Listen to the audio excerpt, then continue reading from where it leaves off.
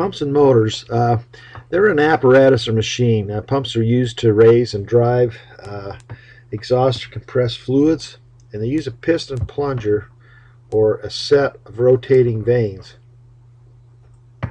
Archimedes, the Archimedes pump was the first one that's recorded, and that was back 287 years BC to 212 BC, and it was called the Egyptian screw pump. And so it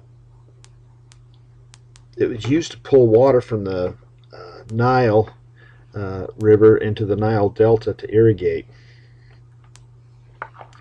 This is another type of pump, and that's your heart, and it's a displacement type pump. And if you look, as the blood is pulled into your heart at this point here, it comes through this check valve, and then your heart pulses and pushes the blood out. And so it's a series of check valves that keep the flow of the blood in your system directional. And that's the way a displacement type pump works. A centrifugal pump is the most commonly used pump, and it's a velocity type pump. If you see words highlighted in red, generally they are a possible test question you might see on the exam. This is a positive displacement pump here. It's a diaphragm type pump, and so as this piston pulls back, it pulls the fluid in here, it measures it inside of a measuring chamber, and then as it pushes back, it pushes it out, so it keeps the flow of the fluids directional. Frame mounted, they're a horizontal type pump, and you can see that the motor sits right here on this skid, and then on this side of it is where the pump sits, and then they're coupled together at this point here. In this coupling, they can be different sizes. You could have an 1.5 inch shaft here and a 2-inch shaft on the motor, but the coupling can couple up different sizes of shafts. The thing about this type of a pump is on this frame mounted is you can remove this motor without having to disassemble the piping on this part of it, because the pump is separate from the motor, and so it's easy to replace this type of a motor. Close coupled pumps, the impellers are supported by the motor bearings. So this shaft is a motor shaft, and then the impeller connects onto that. This is the volute case here, and in order to pull that motor out, generally you have to undo the piping to pull this volute case off, and undo the impeller so you can pull it out. These are nice because they usually require less room to put those. So if you have a cramped space, generally you use this type versus a frame mounted, which requires more room. Vertical line shaft pumps, there's line shaft can, submersible, and axial flow. This is a water lubed line shaft turbine. The water is pumped up the column, and this is where the water hits this sleeve bearing. This spider and sleeve bearing is what keeps the shaft in alignment, so the water comes up there, it's cooled at this part, and then it comes out the discharge. This is an oil lube. This is an oil reservoir here, and the oil is a food grade mineral oil. That's a test question, by the way. And this oil is dripped down this copper tubing that goes down inside the column here, and this is what lubricates the shaft. This is a spider right here. This is what keeps the shaft in alignment. This is a can turbine, and it operates in a flooded suction or pressure condition. So generally, in my experience, where we had these on the system that I worked at, you have an aqueduct that puts pressure on this, so you had the pressure of the aqueduct on that, and what that did is when you kick the pump on, it would move water to fill a reservoir at a higher elevation. And so what this did is it through these bowls and impellers, it would push it up here, and it would go to fill a tank. This is a submersible type pump, and if you look here, you've got different levels of impellers here and different bowls. Important thing to remember is that as this pump kicks on, it creates a pressure inside this bowl here. Then it moves it to the next and the next, and as it's moving that water, each time it hits one of these bowls, it creates more pressure. So This particular, the amount of impellers here, I would guess this had to overcome a considerable amount of head pressure to get it out of the ground and to where it had to go to fill a tank. This is a one that's enclosed here. You can kind of see the principle behind it. And this is kind of over here what this drawing is. So you've got your motor and your oil reservoir here, and then it comes into this screen inlet here. This is right here, and then it goes into the bowls and the impellers and goes out. One of the things about, in my experience with this type of a pump, these submersibles, generally they'll go to ground. The motor will go to ground, and that's one of the disadvantages of a submersible, is you got to pull the whole pump out of the ground in order to replace the motor or fix it. This is an axial pump, and this is where they use these in where screening intakes are, things like that, to pump sludge and silt and things like that. So they're a low volume type pump, and they use those to you see these more in the wastewater, but you will see them also in the drinking water side. Okay, now as I was saying, that each one of these stages inside this bowl creates a pressure, and you have to create more pressure to move it to where it's got to go. And so multi-stages, they don't add volume. If you want to add more flow out of this pump, you have to increase the size of the bowls, and you have to increase the size of the impellers. And it's just, I put this measuring cup here. If I want to drink more than a cup, then I have to get a bigger container. So it's like a if I want to, I can get a 32 ounce, or I can get a 44 ounce at the store. And so if I want more, I got to get a bigger container. And that's kind of the same principle with this pump. If you want to pump more water, then you got to have a bigger bowl and a bigger impeller. Diffuser vanes, they convert velocity to pressure. So as this impeller spins, it hits these diffuser vanes, and that's what it creates more pressure. So they're acting like adding bowls. So this is a stuffing box, and it's inside the stuffing box, which is this piece right here, and you can see down here it's got layers of packing. There's 3 layers on this side, the lantern ring, and then there's 2 layers on this side.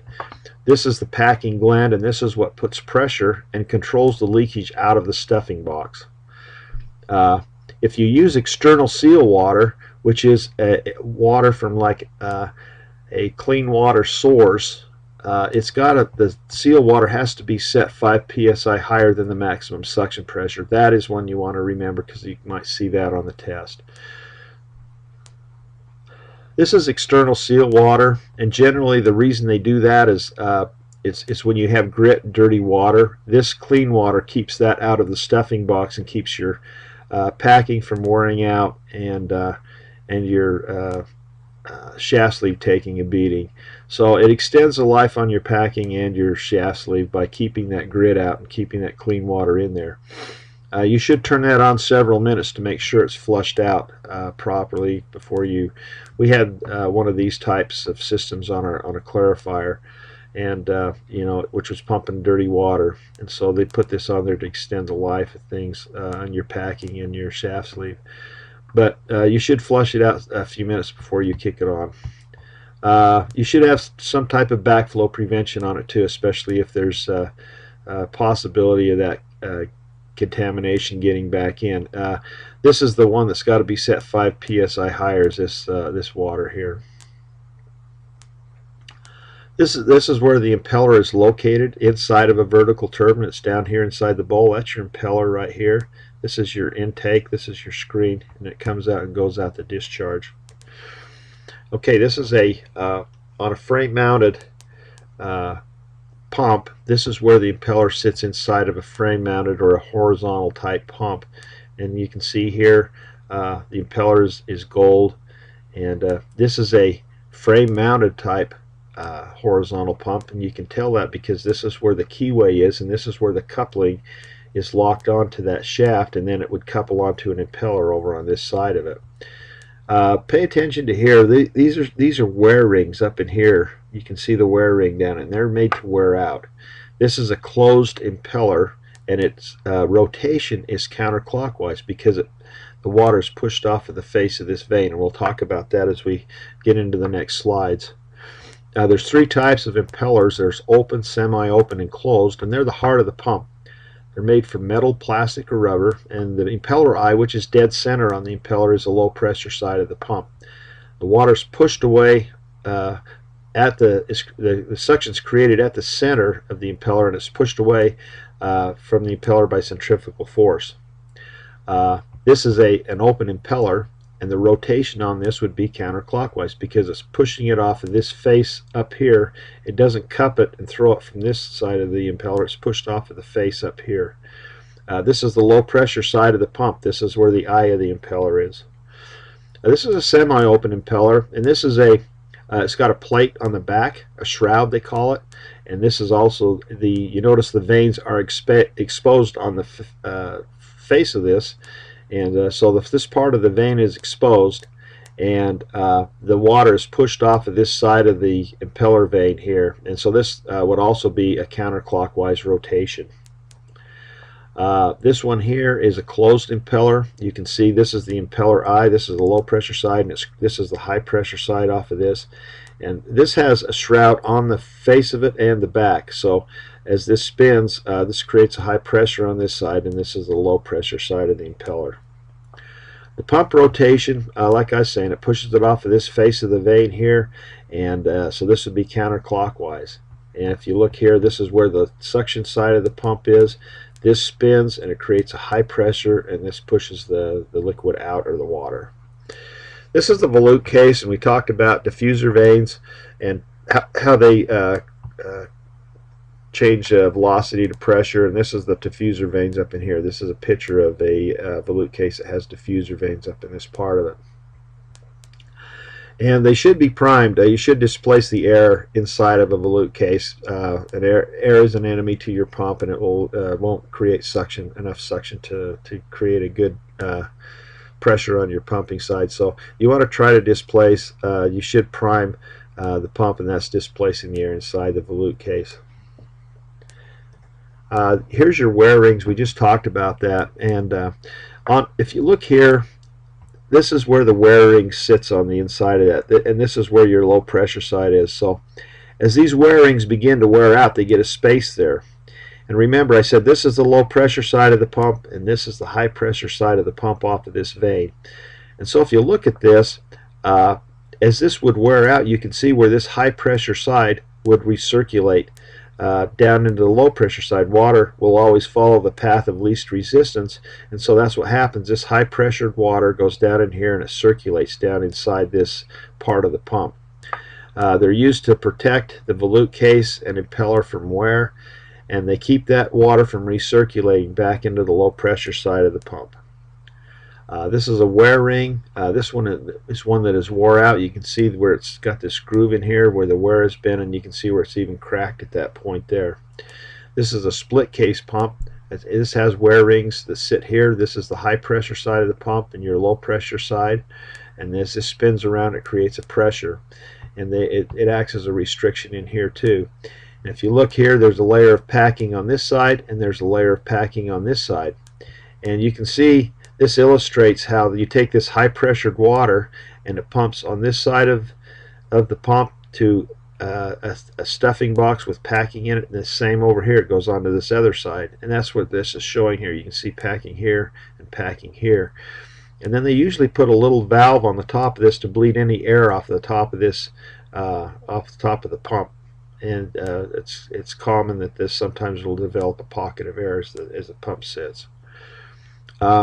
This is a lantern ring, and you can see there's a groove here, and there's holes in this side of it. There's a groove on the inside of this impeller, or excuse me, this lantern ring. There's a groove here, and then you have the holes, and this split in it so you can put it around the shaft. So this is the lantern ring, and you can see the grooves here.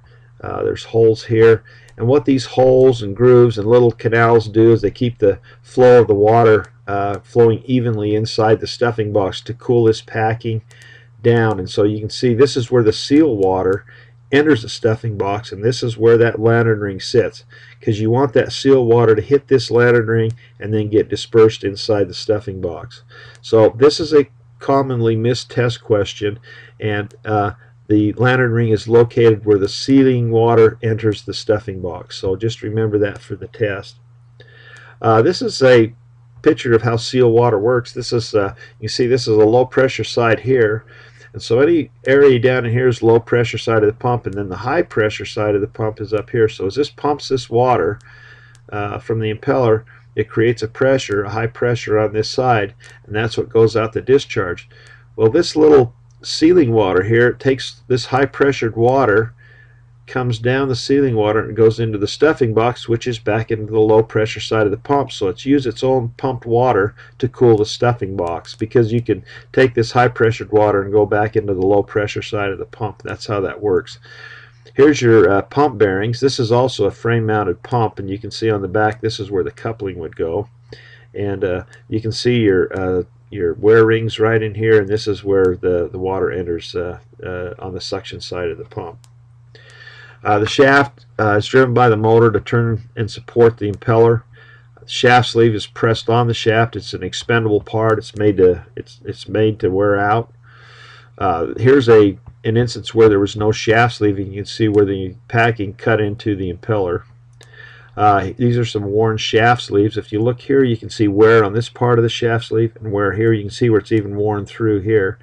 Same here, you see wear on this part of it and wear on this part, but there's no wear here, and there's no wear on this part of it either. So what sits here and why there is no wear there is that's where the lantern ring sits. That's where the seal water. So this would be one of the cooler parts of on that shaft sleeve, because the water is sitting on that, and it's entering there through the stuffing box. And then you can see how the layers of packing have actually cut into this shaft sleeve and caused it to wear. Same on these over here. So the water comes in here from the low pressure side. Here's your wear rings, and this is the high pressure side of the pump. This high pressure side goes back down into the stuffing box where the lantern ring sits. So this is your low pressure side of the pump. High pressure, low pressure. This is a closed impeller. You can see the shroud on the front and the back. Here's your wear rings, and you can see that if this had a gap in it, this high pressured water would have a tendency to follow the path of least resistance and recirculate down in here, and those wear rings keep the pressure inside of this volute case. Here's your layers of packing. There's your lantern ring. There's 2 layers of packing there. This is your packing gland, and this is a slinger. As the water travels down the shaft, it has a tendency to travel down that, so that what this is there for is so the water will hit it and spray it off. These are bearings. You've got ball bearings and roller bearings, and if you see any question on the exam that says follow the manufacturer's instructions or do what the manufacturer tells you, that'll always be the correct answer on a multiple choice test. We're trying to reinforce the fact that we want you to do what the manufacturer tells you to do as far as maintaining your equipment. This is a proper lubrication. This is where you put your grease gun on this. You remove this plug, and then you pump grease into this cavity here, and you'll get a layer, the old grease will come out of this grease port here, this drain. And so what you do is you pump till you get clean grease out of there, and then what you want to do is allow that to pump and rotate for a period of time, because that grease will get hot and it will expand. And so you leave this drain plug out until you've had a chance for that grease to get warm and expand and come out of there, and then you wipe that off, put the plug back in, and you're back in business.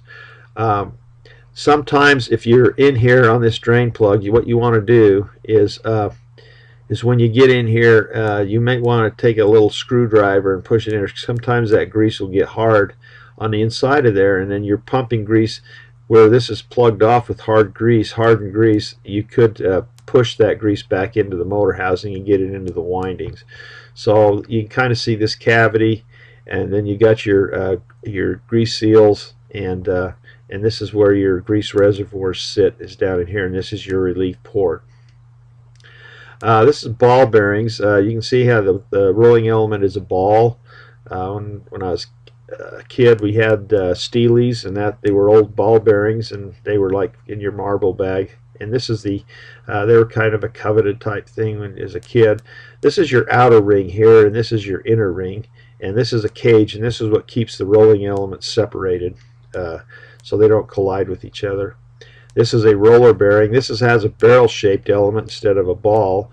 It also has a cage to keep the rolling elements separate. And this is your inner ring and your outer ring. There's different types. These are different types of roller bearings. Your needle bearing is considered also a roller bearing. The shaft sleeve. There's sleeve bearings. Excuse me. These sleeve bearings sit inside the spider, and this is the piece that keeps the shaft in alignment. And as your shaft starts to wear, as these sleeve bearings start to wear, they will get, you'll start getting vibration on that. And that's usually an indication you got to go in and replace these sleeve bearings as they wear out. But water passes through these, and the water is cooled through those as it goes up the column. These are shaft seals. This is packing here. They have different types. There's graphite, Teflon, and they make it out of different types of material. They separate the wet from the dry end of the pump. This is a mechanical seal here, and you've got your stationary piece here with the rubber boot on it. That's what keeps this part stationary, and then you have your rotating piece on this side. Your packing should be adjusted to allow a steady drip of water out of it. My rule of thumb was temperature of the water. I always wanted the water to be the same temperature as when I started, so I would adjust it and keep track of, I'd keep feeling the temperature of the water in the stuffing box, and if it started to get slightly warm, it was too much, and so you need to back it off. You don't want to get it too tight because you'll cause excessive wear on your packing and your shaft sleeve. This is a lantern ring right here, and you can see the canal here. This is the slit, how you are able to twist that and put it onto the over the shaft.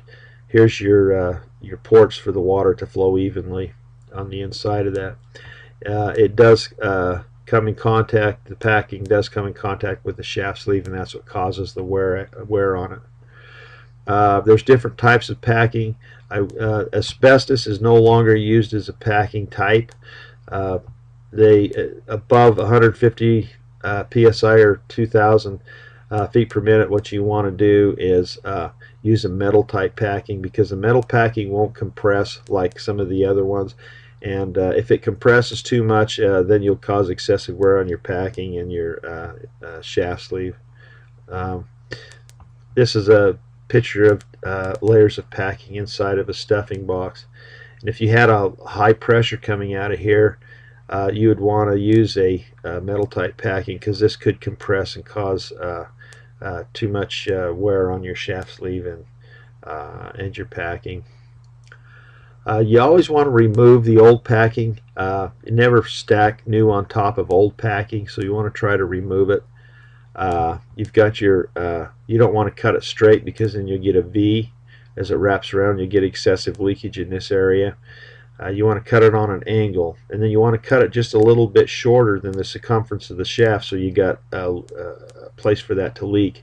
If you cut it exactly and you compress that down, you won't have any leakage, and the purpose of packing is to have leakage to cool that stuffing box. Stagger the rings 90 degrees.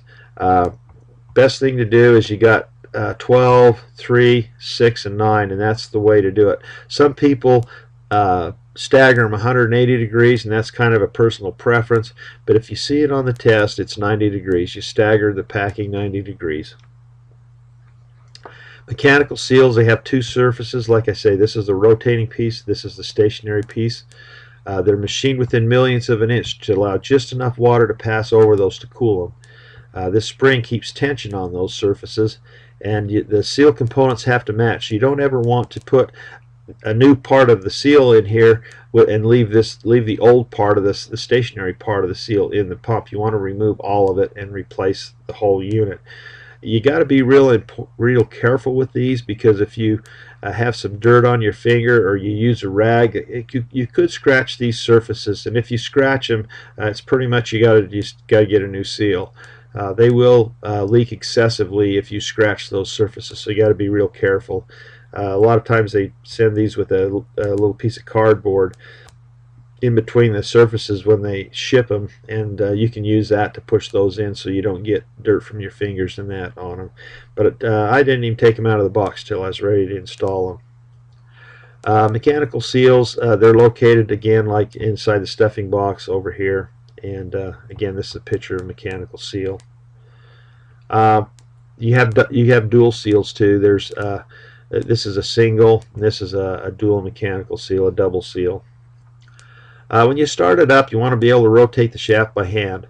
You want to run the seal water 15 minutes prior to startup. You finger tight the adjusting nuts, and start the pump, let it run 15 minutes, don't adjust it, and then you adjust the nuts equally. You do a sixth of a turn. A hex nut has 6 flats on it. You turn that, you turn one side, and then you go to the other side, and you do a flat, and you turn a sixth of a turn on each side. Don't ever try to adjust one side, because you'll get the packing in there with the pressure unevenly on that, and then that can cause excessive wear too. So you want to adjust them equally, so do one flat at a time. And the stuffing box, like I say, should be cool. Check your valve positions before you start things up.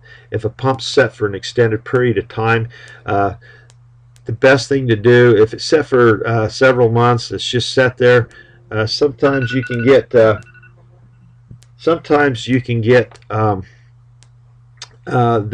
bearings can get dry on top. It happened to the system I worked, where the bearings had got dry on top and the pump seized up.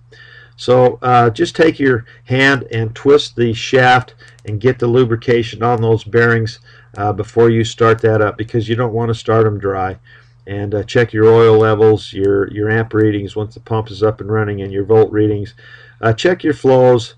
Make sure that there's a flow coming out of there. Make sure that your discharge pressure increases when you kick that pump on. If you have no flow, or you have no increase in pressure, you may have a closed valve somewhere. So that's why you want to take all these readings, because it might keep you out of trouble.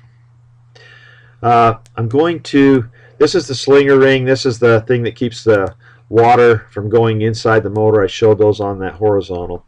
We're to the point of the presentation where I have to wrap this up and go to another section. So this is section 1 of the pumps for the pre-certification training.